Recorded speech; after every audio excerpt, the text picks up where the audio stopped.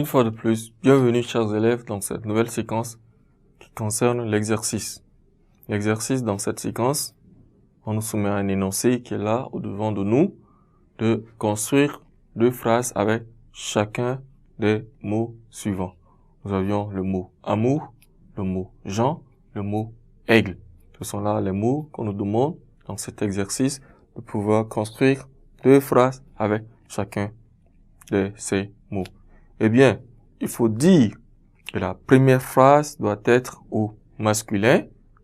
Ensuite, la deuxième phrase doit être au féminin. Surtout avec ces mots, quand nous allons les construire, la première phrase doit être au masculin. Et puis, ensuite, la seconde phrase doit être au féminin. Eh bien, pendant que nous y sommes, réfléchissons-y ensemble pour pouvoir trouver la première phrase au masculin et ensuite la deuxième phrase au féminin. Qu'est-ce que nous pourrions dire ou bien qu'est-ce que nous pourrions donner comme exemple avec le mot amour?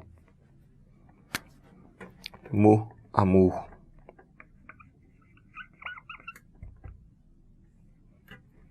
Pour le mot amour, qu'est-ce que nous pourrions dire au masculin? Pour le mot amour, qu'est-ce que nous pourrions dire au masculin? Nous pourrions dire « Tu es mon plus grand amour ». Tu es mon plus grand amour.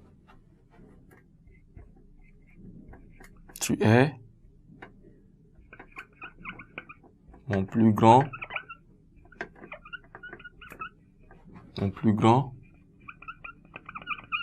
amour. Il est au masculin. La première phrase est au masculin.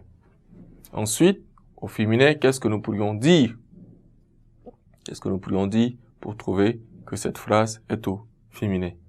Nous dirons simplement, ce sont nos belles amours. Ce sont nos belles amours. Ce sont nos belles amours. Ce sont nos plus belles amours. Ce sont nos plus belles amours.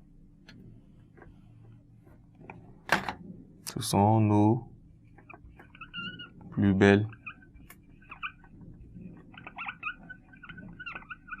amours. Il est au féminin. Ensuite, avec le mot Jean.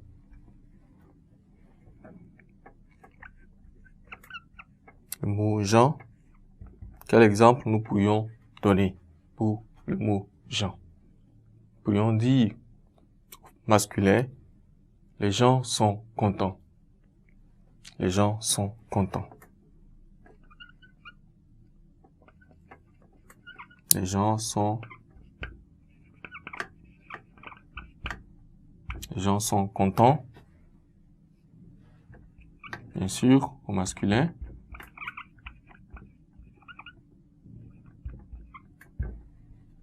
Ensuite, au féminin, nous pourrions dire quels bons gens.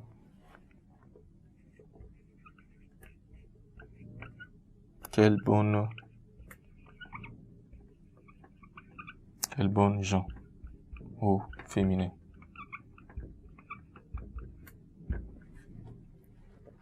Et enfin, l'aigle.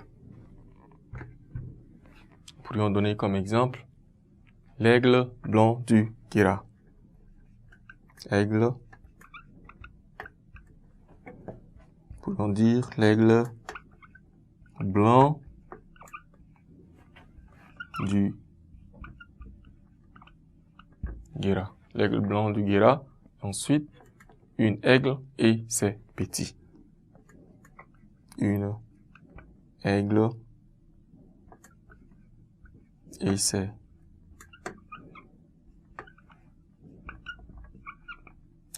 petits. Donc, la première est au masculin, la deuxième est au féminin. Ainsi donc, chers élèves, nous avions pu donner deux phrases, l'une au masculin, l'une au féminin, avec la contribution de chacun de nous pour pouvoir répondre à notre exercice dans cette séquence. Une fois de plus, Merci pour votre aimable attention et disponibilité.